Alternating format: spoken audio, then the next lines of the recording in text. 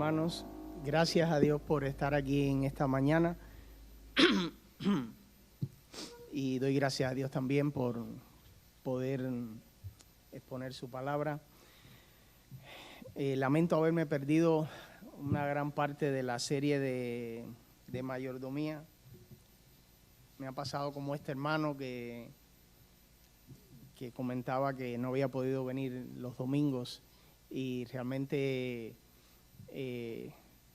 empatizo mucho contigo, porque me pasó también que durante 4 años estuve que prácticamente vine muy pocos domingos por asuntos de trabajo.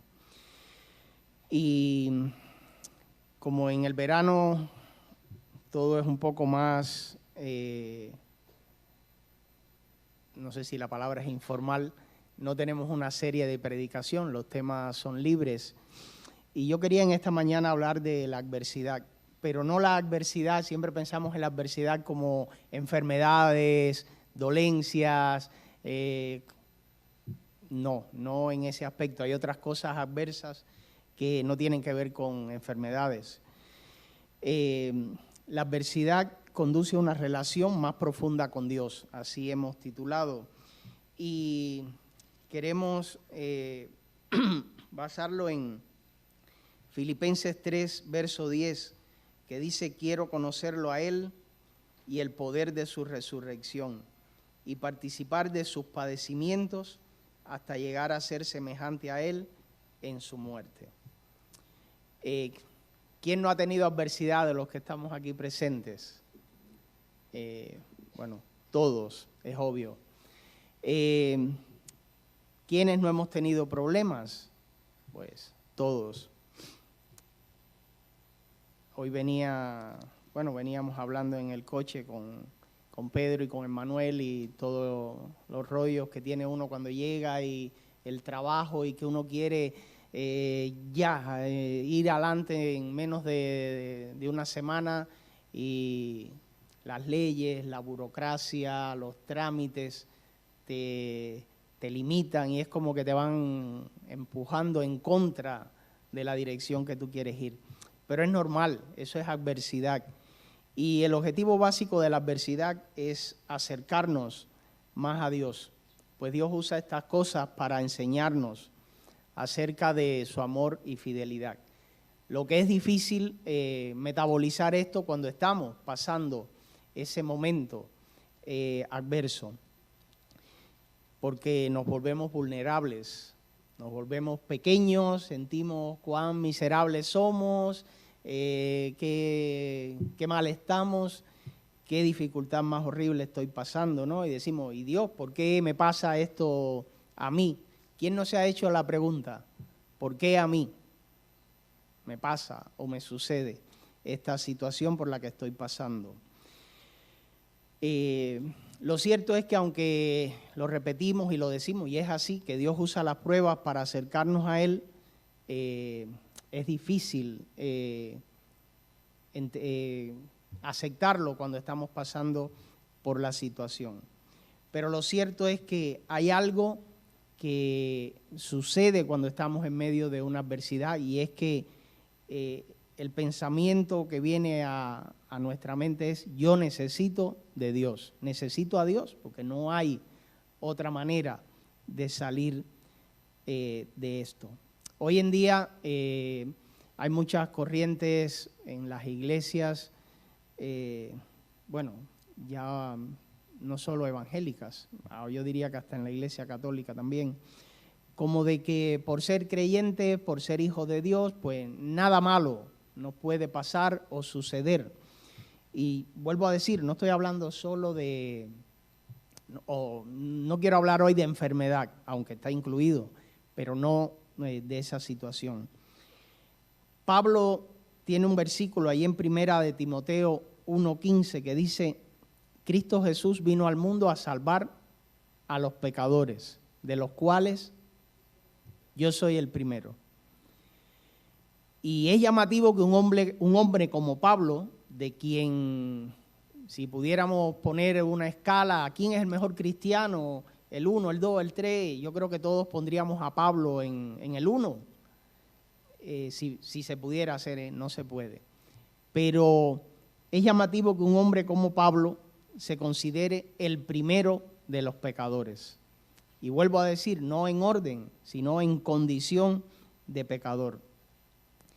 Y bueno, tenía razón para ello. Él mismo dice en otro pasaje que él tenía de qué gloriarse. Él era fariseo, él era ciudadano romano, él, bueno, tenía todas las virtudes que alguien pudiera creer que necesitaba. Y él decía que todo eso era basura, era trapos de inmundicia, ¿verdad?, delante de Dios. Tenía razón para considerar que era el primero de los pecadores. Y muchas veces nosotros pensamos que por ser creyentes, ¿por qué nos suceden las cosas adversas, no? Si hay otros que son más pecadores y no le pasa. Si hay otros que son más pecadores y la vida parece florecerle tanto. Bueno, hay que tener presente que soy el primero, que puedo pasar por adversidad de cualquier índole. Y la historia de José nos ilustra grandemente toda esta situación. José era el hijo mimado de su padre. Y si nosotros fuéramos a hablar humanamente, no cristianamente, pudiéramos decir, bueno, José se tuvo bien ganado que los hermanos le dieran allí y lo vendieran como esclavo. ¿Por qué? Porque José iba y le decía a su padre, mira lo que están haciendo, mira, y los hermanos le cogieron ahí un poco de aversión. Vuelvo a repetir que estoy hablando humanamente, no está Cristo en este momento. Pero cuando José estaba en Egipto y estaba allí y fue un hombre fiel sirviendo a aquel oficial de Faraón y lo meten injustamente en la cárcel, pues ahí humanamente no había ningún motivo para meterle.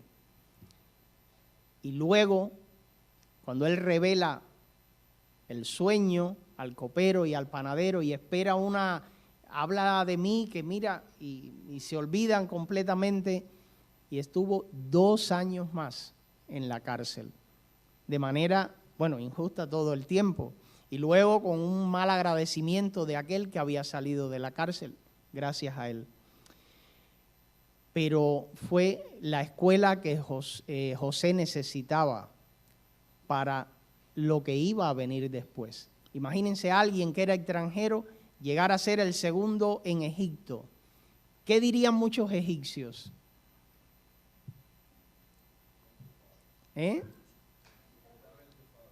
Está enchufado.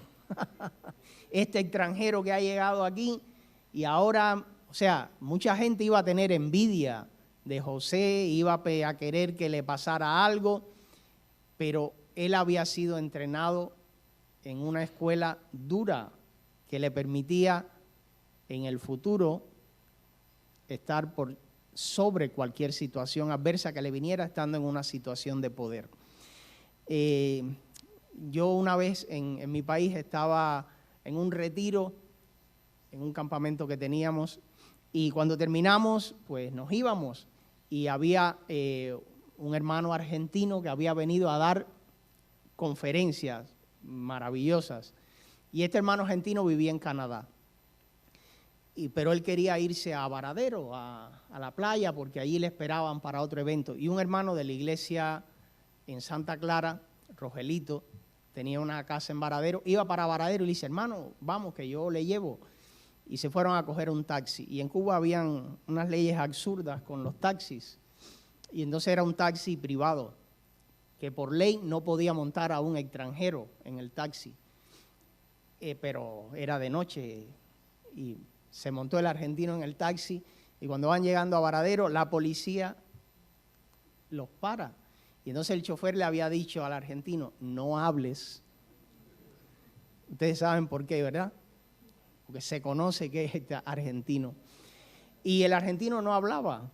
Y entonces, bueno, el problema era con el chofer, no era con ellos. Y se los llevan a la estación de policía y allí una bronca con el chofer y tal y cual.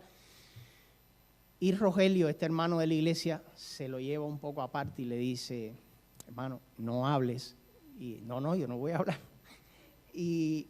Pero seguía aquel espectáculo, entonces este hermano cubano estaba como avergonzado de que este hermano argentino viera aquel espectáculo tan desagradable. Y se vuelve a acercar al argentino y le dice, hermano, qué vergüenza siento ante ti. Dice, ¿por qué? Dice, que veas este espectáculo así de las cosas que pasan en nuestro país.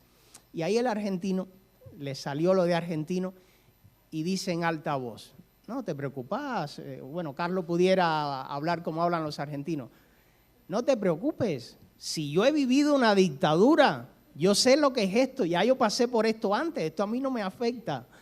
Y Rogelio dice, oh, este está más loco que yo, porque lo dijo en alta voz y hablando como argentino, porque este hombre había vivido la experiencia en su juventud de lo que era vivir una dictadura. Entonces, esta otra en la cual estaba, no le afectaba, estaba curado de espanto. Ya este hombre estaba con la enseñanza de cómo enfrentar o pasar una situación parecida a la que él había vivido en su tiempo de juventud. José sufrió un entrenamiento fuerte, pero le preparó para lo que Dios le tenía después. Y la Biblia dice allí en Hebreos 10:35, no perdáis pues vuestra confianza, que tiene una gran recompensa, pues os es necesaria la paciencia, para que habiendo hecho la voluntad de Dios, obtengáis la promesa. Sin este entrenamiento José hubiera podido volverse soberbio, insuficiente, orgulloso de sí mismo. Sin embargo, Dios le entrenó y le preparó para lo que venía. Por tanto, yo soy el primero y nosotros, cada uno, somos los primeros que podemos sufrir la adversidad. En segundo lugar, aferrarse al pasado tiene consecuencias que no son las mejores muchas veces. La Biblia dice ahí en 1 Samuel 16:1 que cuando ya Dios había desechado a Saúl y Samuel lloraba por Saúl, Dios le dice, ¿hasta cuándo llorarás por Saúl? Habiéndolo yo rechazado para que no reine sobre Israel.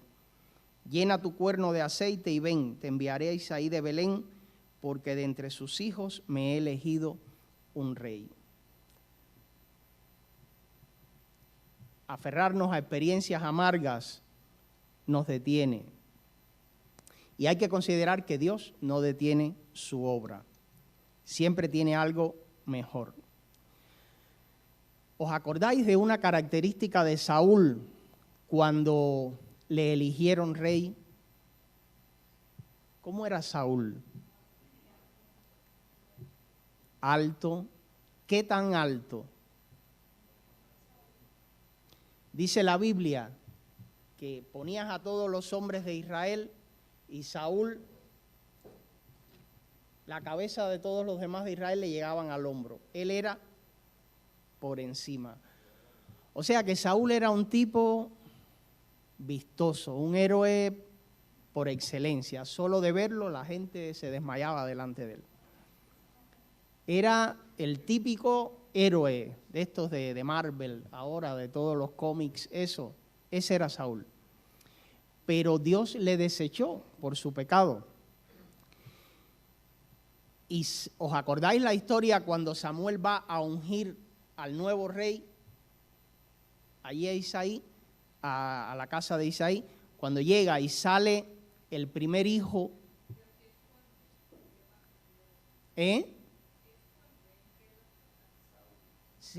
Sí, pero cuando Samuel va a ungir al nuevo rey, que Dios le dice, vete a la casa de Isaí, que ahí tengo uno, y sale el primer hijo de Isaí,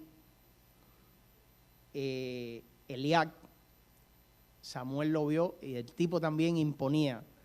Y dijo, este es el ungido de... Y Dios le dijo, no es ese. Vino el segundo, tampoco. El tercero, tampoco. Dice, oye, ¿a ti te queda algún hijo? Sí, al pequeño que está con las ovejas. Bueno, tráele. Y cuando le traen, ¿cómo era David?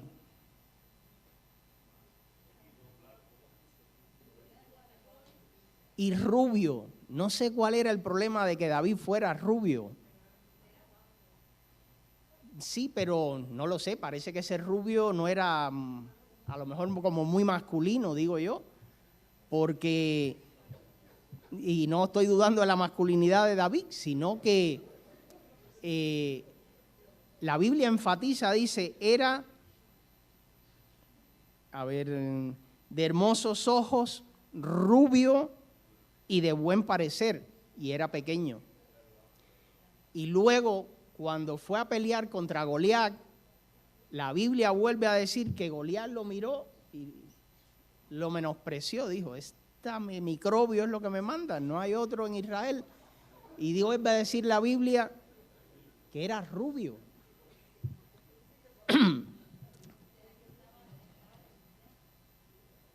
A lo mejor era que aparentaba ser débil. Los judíos creo que son más trigueños, más morenos. Pues lo cierto es que Samuel, aferrado al pasado de aquel gran rey que había visto, porque Saúl hizo cosas buenas al inicio de su reinado y fue obediente hasta que ya Dios le desechó, pues si el pasado había sido bueno, pensando en un rey inmenso y tremendo como era Saúl, y el futuro ahora podía parecer incierto, hay que recordar que Dios renueva su misericordia y Dios tiene controlado lo que va a pasar en el futuro. Somos muy dados a mirar lo externo, lo humano, y sin embargo Dios usa lo que ante nuestra vista parece pobre o pequeño o que no tiene valor. Yo siempre recuerdo en mi tiempo en la universidad, a lo mejor hice esta historia aquí, pero como ya soy viejo, los viejos repetimos las historias, y a mí siempre me ilustra mucho esto que digo. En mi grupo había un chico que corría, practicaba atletismo, y él corría las carreras de fondo y semifondo, era como que él había nacido para correr. No sé por qué quiso ser médico. Y este muchacho corría 3.000 y 5.000 metros y terminaba y ni siquiera hacía así. Y entonces había, una vez al año había juegos entre las facultades universitarias de la provincia. Y en Santa Clara, que era el lugar donde estaba la universidad, había un entrenador de atletismo muy famoso, de apellido Montiel, Abelardo Montiel. Este hombre era considerado en Cuba el mejor entrenador de base de atletismo. Entre sus discípulos tuvo varios campeones mundiales, subcampeones, campeones centroamericanos, panamericanos. O sea, el hombre era una estrella, pero era un provinciano. Siempre le decía, estaban detrás de él para que se fuera a La Habana y él nunca, no, yo en mi ciudad, en mi provincia. Y este chico que estudiaba conmigo me contaba una anécdota muy graciosa. Dice él, pues fuimos a los juegos y cuando llegamos allí, a los estudiantes de medicina nos habían dado un uniforme vistoso, unos pinchos nuevos, maravillosos. O sea que eternamente parecía que nosotros éramos ya los campeones sin correr.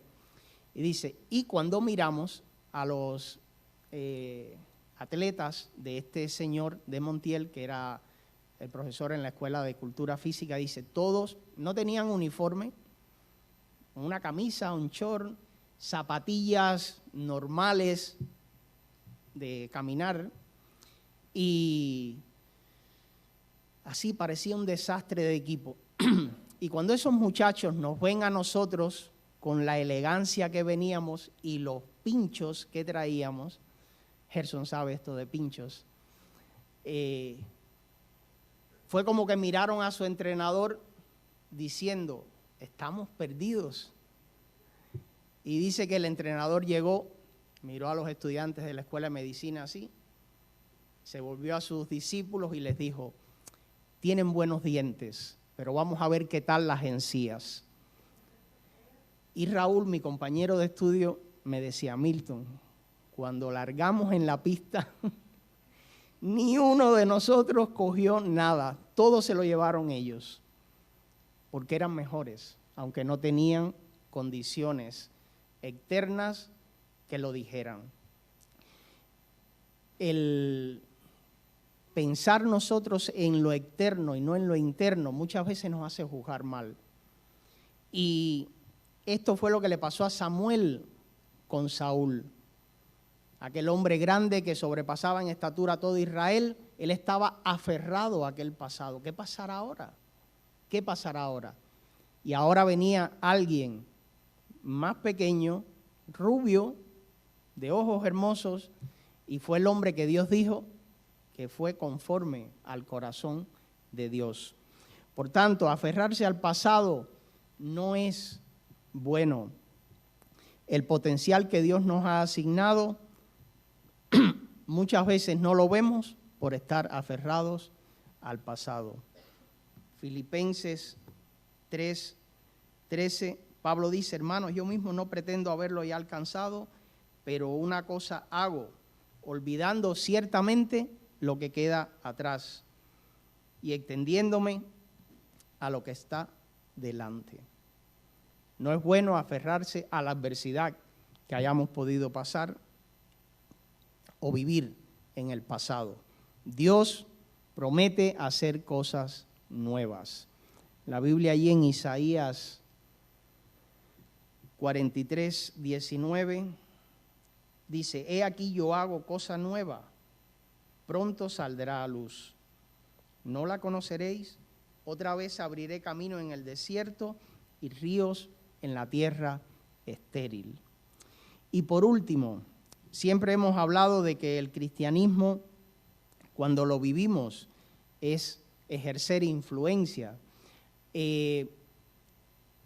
Cuando Pablo y Silas, allí en alguno de aquellos viajes misioneros que tuvieron, que pasaron muchas adversidades, hubo un momento cuando estaban allí en Éfeso y se formó todo aquel lío por el hecho de que consideraban que estaban ofendiendo a Diana, la diosa de los efesios, y les llevan ante las autoridades. Es curiosa la frase que usan contra Pablo y Silas. Dicen, estos que han trastornado el mundo entero han venido también acá. La iglesia cristiana primitiva trastornó, o sea, con su influencia, las creencias y los modos de vida del Imperio Romano. La desgracia moderna es que el mundo ha trastornado a la iglesia y que la iglesia, en sentido global, ha incorporado cuestiones del mundo en sus hábitos y en sus formas de vida. Y no es bueno porque la iglesia ejerce una influencia. La Biblia, allí en 1 de Samuel 18,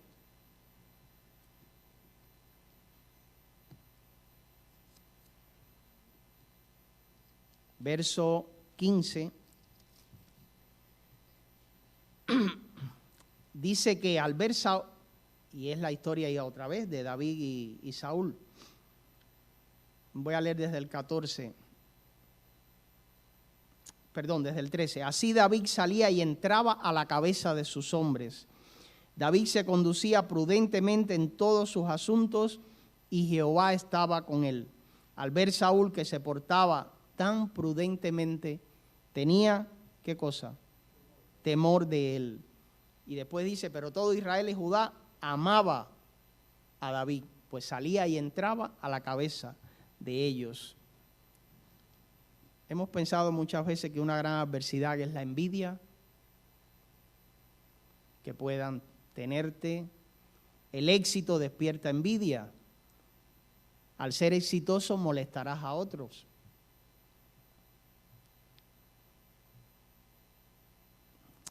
Y otros tratarán de hacerte daño. Eso es adversidad que puedes sufrir. Y esta fue la experiencia de David con Saúl. ¿Recordáis el cántico famoso que hacía Israel? Saúl hirió a sus 1000 y David a sus 10.000. Y Saúl dijo, así que a mí me dieron 1000 y a él 10.000, solo falta que le den el trono. Pues, ¿cómo responderás a acciones así en tu contra? Hay que ser o considerar 2 detalles. La Biblia dice que David se portaba prudentemente y Jehová estaba con él. La Biblia dice que si Dios es por nosotros, ¿quién contra nosotros?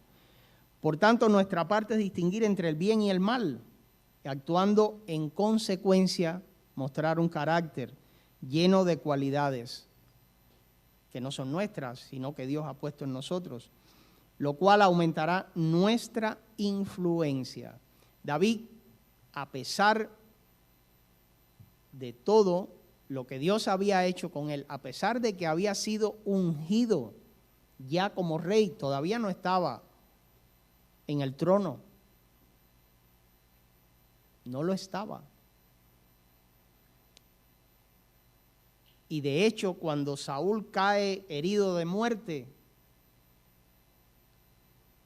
que vino allí aquel soldado y mató a Saúl, David dijo, que Dios me libre de haber yo levantado mi mano contra Saúl, que había sido ungido por Dios, aunque Dios ya lo había desechado.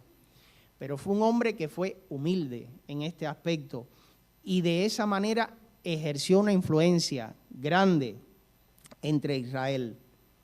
Hay quien va a querer detener nuestra influencia, pero es la manera mejor de actuar si queremos demostrar lo que Dios puede hacer en nuestras vidas. La adversidad nos empuja más allá de nosotros mismos y encontramos a Dios y nos motiva a orar como nada. Yo creo que no nos vamos a olvidar de la experiencia del COVID. ¿Cómo oramos? Y ahora está muy mal que no oramos. Pero es verdad que cuando el zapato aprieta, una frase en mi país, uno se acuerda que necesita. Y yo creo que, por lo menos en el tiempo que llevo en España, nunca oramos con tanta intensidad como en ese tiempo. Y a pesar de hacerlo a través de una pantalla, creo que todos estábamos como unánimes en el sentir de decir, es que no podemos nada más, solamente dependemos de Dios. Podemos estar seguros que Dios va a usar las pruebas que tengamos para moldear nuestra vida, de tal modo que podamos reflejar a los demás el amor y el cuidado de Dios. Por eso, aún ante la adversidad, uno como creyente ejerce una influencia en los demás, porque aunque muchas veces no somos conscientes, los que nos conocen nos están evaluando diariamente. Los que estudian contigo, los que trabajan contigo, los que viven de vecinos tuyos, el de la tienda, el del mercado que te conoce, te va a estar evaluando. Vas a ver quién eres y va a ver cómo te comportas.